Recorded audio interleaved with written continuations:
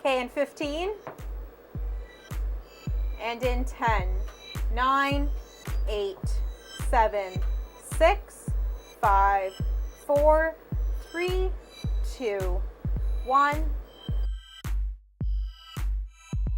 When you shoot to tape, you need to be efficient. Because everybody was kind of had the efficiency thing in mind, I remember running in here, even in the community TV world, when we had a live show and deadlines, and a live news show, I should say, with deadlines, tight deadlines. You'd go out, you'd shoot them in the afternoon, you'd get back, you'd edit it. If interviews were hard to track down and things kind of got behind schedule, let's say you had to have the thing ready for air by 5, you'd be popping in the door at 4:30. And we would slam the tape from the camera right into the deck, have a blank tape on the go, sit down and start editing right away, because the reporter would be sitting with you and they'd say, okay, I want this here, I want this there, and you'd go in order and you'd have a story pretty much shot and edited, a 2 to 3 minute story. You'd have it edited, I should say. We could do it like Patty and I did them in 20 minutes. The downside was, unless you had an AB roll edit suite, you couldn't dissolve. Graphics were another issue, so you had to either put graphics in during the live show with a graphics generator, a character generator, or you could do them in post if you had enough time.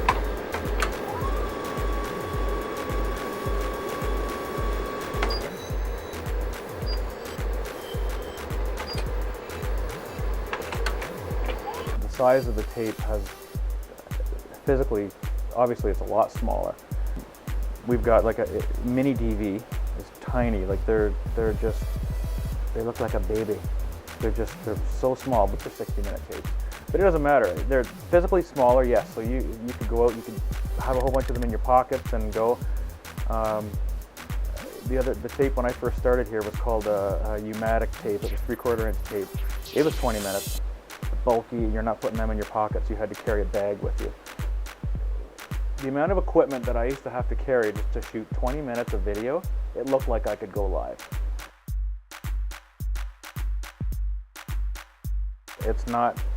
It's very rare to snap a tape.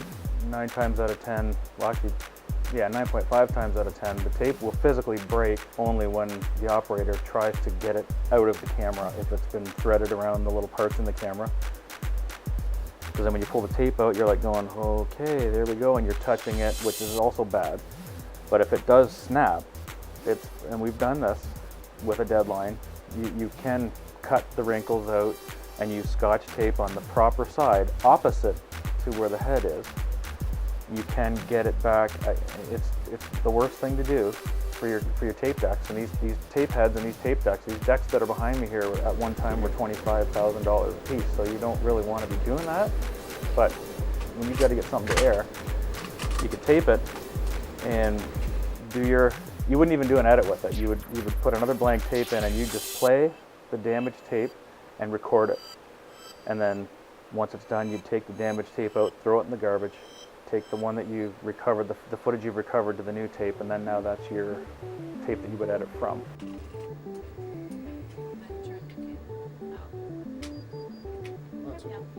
So if we were to switch over to new equipment right now, obviously there's going to be a learning curve.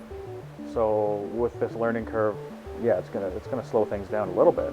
But as far as the actual efficiency of the production, we've got cameras in the studio there that are 27 years old. And if you take a new camera now, the white balance button is going to be in the same spot, the power button is going to be in the same spot, the filters are going to be in the same spot because the lenses are interchangeable, SD anyway. They try to keep the same things in the same order on the lens, the focus, the iris, everything will be, because we don't have time to learn. When you're in the field, it's too bad that we don't, but we don't. Like I can grab a camera now and I don't have to look around the front to see where the white balance is. I just know that it's there and you feel for it. Different manufacturers will have different little gimmicky buttons that are around for headphone volumes and stuff like that. Otherwise, yeah, there's definitely a learning curve for sure. I need to learn more. I need to go back to school.